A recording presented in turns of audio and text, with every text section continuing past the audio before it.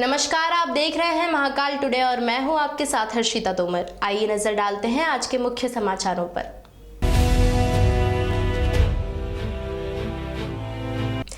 Chief justice of India एक दिवसीय दौरे पर उज्जैन पहुंचे, जहां उन्होंने कल शाम 6:30 बजे अपने परिवार के साथ बाबा महाकाल की संध्या आरती में शामिल हुए। इसके बाद वे अन्य मंदिरों के दर्शन करने चले गए, साथ ही शुक्रवार की भस्म आरती में भी शामिल हुए। सुप्रीम कोर्ट के chief justice of India NV Ramana धार्मिक यात्रा पर उज्जैन में एक दिन के लिए पहुंचे। कल शाम 5 बजे इंदौर से निकलकर उज्जैन के महाकालेश्वर मंदिर में शाम 6:30 बजे परिवार के साथ संध्या आरती में शामिल हुए। चीफ जस्टिस NV रमन्ना के साथ उनकी धर्मपत्नी ने नंदी हॉल में बैठकर संध्या आरती में बाबा महाकाल के दर्शन किए। संध्या आरती में शामिल होने के बाद मां हरसिद्धि, रामघाट, काल भैरव के दर्शन किए। दर्शन करने के बाद देर रात को इंदौर पहुंचे। शुक्रवार की सुबह होने वाली बाबा महाकाल की भस्म आरती में शामिल होने के लिए एक बार फिर chief justice of India NV Ramana Ujjain पहुंचे। पुजारी आशीष शर्मा ने पूजन करवाकर मीडिया को बताया कि महाकाल के दरबार में संध्या काल में माननीय मुख्य न्यायाधीश महोदय आए थे।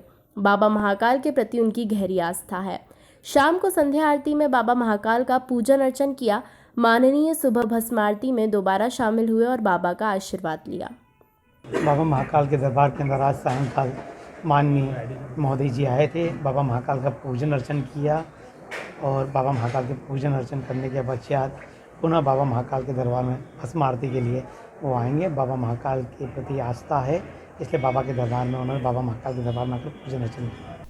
उज्जैन में मोक्षदायिनी मां शिप्रा के तट पर छोटी रपट के पास श्री केदारेश्वर एवं श्री पृथुकेश्वर महादेव मंदिर पर 56 भोग लगाया गया, साथ ही महाआरती भी की गई। श्री अवंतिका युवा तीर्थ पुरोहित समिति रामघाट अध्यक्ष अजय जोशी कुंडवाला गुरु द्वारा छोटी रपट शिप्रा घाट पर पृथुकेश्वर व केदारेश्वर महादेव पर 56 भोग लगाकर महाआरती की गई। इस अवसर पर विशेष रूप से मंडल अध्यक्ष हेमंत वर्मा, नवीन यादव, वरिष्ठ तीर्थ पुरोहित संजय जोशी, बद्री प्रसाद पाठक, तीर्थ पुरोहित धर्माधिकारी मनोज दुबे, राकेश जोशी, राहुल जोशी, मयंक जोशी, मनोज मुक्तक स्वामी, आचार्य संतोष, आचार्य देवेंद्र नागर, राजेश नागर, कृष्णा जोशी, रुद्र उपाध्याय, दिव्यांश जोशी, विशेष अतिथि अखिल भारतीय पुजारी संघ के राष्ट्रीय अध्यक्ष महेश पुजारी, वरिष्ठ अभिभाषक जियालाल शर्मा, सोनल जोशी, शीला जोशी, संगीता पाठक, लक्ष्मी, जागृति, जिया जोशी आदि मौजूद रहे। पंडित अजय जोशी ने कहा कि केदारेश्वर महादेव मंदिर पर गो हत्या, भ्रम हत्या व रोग आदि से स्पर्श मात्र से मुक्ति मिलती है। पृथुकेश्वर महादेव हैं, 84 में इनका विशेष महत्व है। 84 महादेव है जिनके अलग अलग कथा है। पृथुकेश्वर का विशेष महत्व है, जैसे कोई गो हत्या कर देता है या कोई हत्या कर देता है तो उसका यहाँ पे निवारण होता है। यहाँ भगवान का स्पर्श करने से ही उसके सारे रोग, पीड़ा और जो हत्या का दोष लगता है वो भी निवारण हो जाता है। यहाँ विशेष महत्व है। पृथुकेश्वर को यहाँ पृथ्वी पे दिया था कि लोगों ने बहुत गौ हत्या नहीं ये कर रखे थे, पाप बहुत बढ़ गया था पृथ्वी पे, तो इनको यहाँ भेजा गया। तपस्या करी, जब ये भगवान यहाँ प्रकट हुए और यहाँ इनके स्पर्श मात्र से ही सारे दोष का निवारण होता है। आज भगवान को 56 भोग किया गया। और केदारेश्वर महादेव हैं, जो केदार महादेव के पट बंद हो जाते तो यहाँ भगवान पधारते हैं। यहाँ 6 महीना भगवान यहीं पे वास करते हैं अवंतिका नगरी में। कार्तिक पूर्णिमा के अवसर पर उज्जैन में मोक्षदायिनी मां शिप्रा के घाटों पर श्रद्धालुओं का मेला लगा रहा। कार्तिक मास में स्नान करने वाली महिलाओं द्वारा पूर्णिमा के अवसर पर नदी और सरोवरों में स्नान कर व्रत का समापन भी किया जाता है। पर्व स्नान के लिए आसपास के जिलों के ग्रामीण हजारों की संख्या में गुरुवार शाम से ही उज्जैन पहुंचना शुरू हो चुके थे। सुबह इन लोगों ने शिप्रा नदी के रामघाट, दत्त अखाड़ा घाट, सुनहरी घाट सहित अन्य घाटों पर पहुंचकर नदी में श्रद्धा की डुबकी लगाई। महिलाओं ने नदी में दीप दान कर पुण्य लाभ कमाया। 2 वर्षों से कोरोना गाइडलाइन और प्रतिबंधों के कारण शिप्रा नदी के घाटों पर पर्व स्नान के लिए प्रतिबंध लगाया गया था। पिछले दिनों शासन द्वारा कोरोना गाइडलाइन अंतर्गत लगाए गए सभी प्रतिबंध हटा लिए गए हैं, जिसका परिणाम यह रहा कि कार्तिक पूर्णिमा पर्व स्नान पर पिछले 2 वर्षों के मुकाबले सबसे अधिक लोगों ने शिप्रा नदी के घाटों पर पर्व स्नान किया और महिलाओं ने दीप दान कर पुण्य लाभ कमाया। नदी पर स्नान करने आए लोगों ने बताया कि कार्तिक माह में स्नान नहीं कर पाए थे, इसलिए कार्तिक पूर्णिमा पर्व स्नान किया है। आज के दिन स्नान करने से क्या होता है कि समस्त पितरों के मोक्ष प्राप्ति के लिए एक तो पिंडदान किया जाता है यहाँ पर, और यहाँ पर जो तुलसी जी और शालिग्राम जी की पूजन की जाती है स्नान करने के बाद में, और दीपदान का महत्व होता है यहाँ पर। ये एक आस्था की डुबकी है। यहाँ पर स्नान करने से सभी तरह के हमारे पाप कर्म होते हैं वो सारे छूट जाते हैं। और यहाँ पे शिप्रा माता के दर्शन करने से, महाकाल के दर्शन करने से हमारी सारे जितने भी व्याधियाँ होती हैं वो सारी मिट जाती हैं। इसलिए हम हर वर्ष आज के दिन कार्तिक मास की पूर्णिमा पे यहाँ पे स्नान करने आते हैं और आज के दिन का बहुत महत्व होता है। बाबा महाकाल की तड़के होने वाली भस्म आरती में बाबा हरिओम का जल चढ़ाकर राजा महाकाल को भस्मीभूत किया गया। ज्योतिर्लिंग बाबा महाकाल के दरबार में तड़के होने वाली भस्म आरती में बाबा को जल अर्पण करने के बाद भस्म आरती की गई। राजाधिराज बाबा महाकाल का पंचामृत से अभिषेक कर नयनाभिराम श्रृंगार किया गया। भस्मीभूत बाबा के दर्शन के लिए दूर दूर से दर्शनार्थी यहाँ पहुँचते हैं और अपने आप को धन्य महसूस कर रहे हैं। पंडित घनश्याम शर्मा ने आज सुबह होने वाली भस्म आरती की। श्रद्धालु ढोल नगाड़े बजाकर बाबा की भस्म आरती का आनंद ले रहे थे।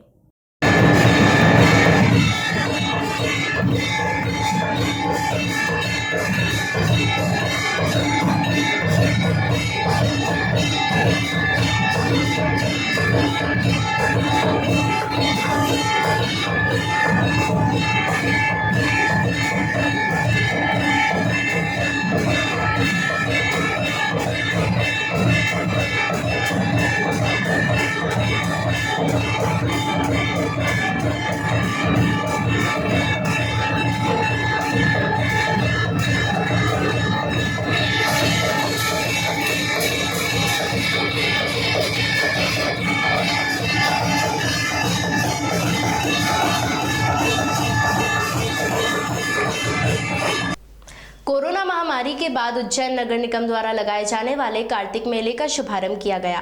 कार्तिक मेले का औपचारिक शुभारंभ पूर्व मंत्री पारस जैन और पूर्व महापौर मीना जोनवाल द्वारा किया गया। कोरोना के कारण लागू पाबंदी हटा दी गई है। नगर निगम ने शासन प्रशासन की मांग के अनुसार निर्धारित तिथि को मेले का शुभारंभ किया गया। प्रतिवर्ष कार्तिक की पूर्णिमा पर मेले का शुभारंभ किया जाता था, लेकिन पिछले 2 वर्षों से कोरोना महामारी के चलते यह आयोजन निरस्त किया गया था। एक बार फिर पाबंदी हटने के बाद नगर निगम द्वारा लगने वाले कार्तिक मेले का शुभारंभ मंच से किया गया। पूर्व मंत्री पारस जैन और पूर्व महापौर मीना जोनवाल के द्वारा कार्तिक मेले का शुभारंभ दीप जलाकर किया गया। इस दौरान कार्तिक मेला ग्राउंड में बने पक्के निर्माण मंच का भी शुभारंभ किया गया। कार्यक्रम की शुरुआत के बाद मंच पर सांस्कृतिक कार्यक्रम का आयोजन भी किया गया। मंत्री पारस जैन ने कहा कि कोरोना के बाद मुख्यमंत्री शिवराज सिंह चौहान द्वारा उज्जैन के लोगों के लिए एक बड़ी सौगात दी गई है। जल्द ही कार्तिक मेले को भव्य स्वरूप दिया जाएगा, जिससे लोगों को मनोरंजन और आनंद मिल सके। कार्तिक मेले के शुभारंभ के बाद जल्द ही हस्तशिल्प मेले का शुभारंभ कालिदास अकादमी में भी किया जाएगा। हर वर्ष ये मेला लगता था, लेकिन 2-3 साल से समय ऐसा आया कोरोना के कारण ये मेला लगने से वंचित हो गए। लेकिन यहाँ के व्यापारी 8 दिन से पीछे पड़े थे कि अब के मेला लगना चाहिए। मैं प्रदेश के यशस्वी मुख्यमंत्री आदरणीय शिवराज सिंह चौहान जी को कल मेरी बातचीत हुई थी, आदरणीय सांसद जी ने भी बातचीत कही थी और उन्होंने कहा था कि मैं 16 तारीख के दिन इसका निर्णय लूंगा और 16 ही तारीख को उन्हें दिन पूरा कोरोना के ऊपर जो भी प्रतिबंध लगे थे मध्य प्रदेश के अंदर सब प्रतिबंध समाप्त कर दिया। लेकिन इसका मतलब ये नहीं है कि अपन बड़े बड़े सब कार्यक्रम करते जाएं, लेकिन इस मेले की आवश्यकता ये है कि ये परंपरागत मेला हमेशा कार्तिक मेले का होता है। अव्यवस्थाओं का शिकार हो गया था और तुरंत हम लोगों को उस कार्यकाल के समय में यहाँ पर बालू रेती बिछाने का काम करना पड़ा, ताकि मेले का स्वरूप बना रहे और आने वाले जितने भी यहाँ पर मेले का आनंद लेने के लिए लोग आने वाले हैं उनको किसी तरह की कोई परेशानी ना हो। उस समय विचार किया कि क्यों ना ये अव्यवस्थाओं को व्यवस्था में परिवर्तित कर दें। उस व्यवस्था में परिवर्तित करने के लिए विचार किया कि इस मेले में क्या क्या होना चाहिए। तो पहले स्थायी मंच की आवश्यकता हो महसूस हुई कि डोम होना चाहिए, स्थायी मंच होना चाहिए, ग्रीन रूम होना चाहिए, ताकि आने वाले जितने भी यहाँ पर 1 महीने तक जो सांस्कृतिक आयोजन होंगे उस आयोजन में किसी तरह की कोई बाधा ना हो। फिर पक्की सड़कें, नालियाँ, प्रकाश की व्यवस्था, सारी व्यवस्था अच्छी होगी तो निश्चित ही 1 महीने तक जो कार्तिक का मेला देखने के लिए बाहर से लोग आते हैं वो पूरे इस मेले का आनंद उठा सकें। तो उन सारी बातों को ध्यान में रखते हुए पूर्व में इस कार्तिक मेले की रचना तैयार की गई और उस रचना के हिसाब से इसका निर्माण कार्य कराया गया। उज्जैन नगर निगम आय के स्रोत बढ़ाने के लिए नगर निगम क्षेत्र की संपत्तियों की मैपिंग शुरू कर रही है। इस मैपिंग के माध्यम से यह पता लगाया जा सकेगा जो लोग संपत्ति कर चोरी कर रहे हैं उनकी सूची बनाई जाएगी। नगर निगम की आय के स्रोत बढ़ाने के लिए नगर निगम उन क्षेत्र की संपत्तियों की मैपिंग करने जा रही है जो संपत्ति अभी तक चिन्हित नहीं थी। इस मैपिंग के माध्यम से शहर की उन संपत्तियों की सूची बनाई जाएगी जो संपत्ति कर की चोरी कर रहे हैं। इस पूरे मामले की जानकारी देते हुए निगमायुक्त अंशुल गुप्ता ने बताया कि वर्तमान परिस्थिति के अनुसार नगर निगम के आय के स्रोत कम हैं और खर्चे ज़्यादा हैं। ऐसे में नगर निगम के आय के स्रोत को बढ़ाना ज़रूरी है। आयुक्त का यह भी कहना है कि नगर निगम का स्थापना व्यय काफ़ी अधिक है और इसके साथ हमें शहर के कई विकास कार्य भी करना होते हैं जिसके लिए हमें बजट की आवश्यकता होती है। नगर निगम की आय की वृद्धि के लिए शहर में जितनी भी व्यावसायिक पार्किंग है उनका पार्किंग शुल्क बढ़ाना बहुत ज़रूरी है और शहर में नगर निगम की कई ज़मीन है जिस पर कमर्शियल उपयोग के लिए निर्माण किया जाएगा जिससे नगर निगम की आय में बढ़ोतरी होगी और शहर को नया कमर्शियल एरिया मिलेगा।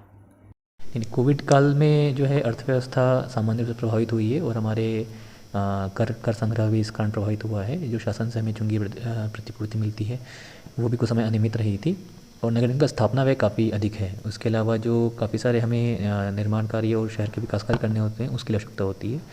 तो इसमें एक प्रयास कर संग्रहण में ये है कि जितनी हमारी संपत्तियाँ हैं उनकी प्रॉपर मैपिंग हो ताकि हम संपत्ति कर जो है जो हमारा मूल आय का स्रोत है उसको बढ़ा सके। इसके अलावा शहर में जहाँ जहाँ व्यावसायिक पार्किंग स्थल है उनमें पार्किंग शुल्क बढ़ाना और जो पुरानी भूमियाँ निगम की हैं वहाँ पे यदि हम कमर्शियल डेवलपमेंट कर सकें तो उससे शहर के को जो है नए व्यावसायिक क्षेत्र और नए व्यावसायिक स्पेस भी मिलेगा और साथ में जो है निगम को आय भी हो पाएगी। कोरोना के दूसरे डोज को लेकर की गई जिला प्रशासन और नगर निगम द्वारा की गई सख्ती के बाद अब विक्रम विश्वविद्यालय ने भी सख्ती कर दी है। कुलपति प्रोफेसर अखिलेश कुमार पांडे ने कहा कि दोनों डोज के सर्टिफिकेट के बिना कॉलेज में प्रवेश नहीं दिया जाएगा। दरअसल विश्वविद्यालय के साथ 100 से अधिक कर्मचारियों में से कई कर्मचारियों ने समय सीमा निकल जाने के बाद भी कोरोना वैक्सीन का दूसरा डोज नहीं लगवाया है। वहीं ऑफलाइन कक्षा में शामिल होने वाले कई छात्र ऐसे भी हैं जिन्होंने पहला और दूसरा दोनों डोज नहीं लगवाए हैं। ऐसे में कोरोना का संक्रमण एक बार फिर अपना विकराल रूप धारण न करे, इससे पहले विक्रम विश्वविद्यालय के कुलपति प्रोफेसर अखिलेश कुमार पांडे ने पहल की और वैक्सीन नहीं लगवाने वाले छात्रों को, कॉलेज और कर्मचारियों को विश्वविद्यालय में प्रवेश पर रोक लगा दी।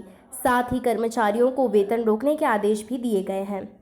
मध्य प्रदेश शासन और केंद्रीय शासन दोनों लगातार ये प्रयास कर रहा है कि 100% जो वैक्सीनेशन दोनों डोज लग जाएं।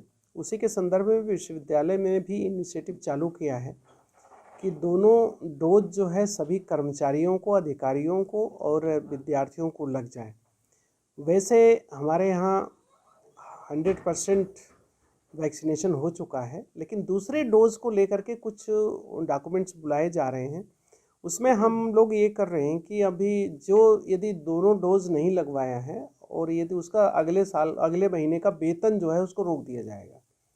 जब तक डोज नहीं लगवाएंगे तब तक उनको वेतन नहीं दिया जाएगा। हमारे यहाँ अब चूँकि प्रवेश अभी शुरू हुआ है, प्रवेश इस साल जो नए बच्चे आए हैं उन बच्चों का भी सर्टिफिकेट लिया जा रहा है कि वो डोज, ख़ास तौर से जो 18 साल से ज़्यादा ऊपर के हैं उनको सर्टिफिकेट लिया जा रहा है कि आप दोनों डोज लगाए हैं कि नहीं। और सारे विभागाध्यक्षों को ये निर्देश दिया गया है कि दोनों डोज के सर्टिफिकेट वो कलेक्ट करें और यदि बच्चों ने दोनों डोज नहीं लगवाए हैं तो ऐसे बच्चों की पूरी संख्या, उनकी पूरी लिस्ट बनाएं और विश्वविद्यालय में एक शिविर लगा करके और उसको दोनों डोज कंप्लीट कराए जाएँ।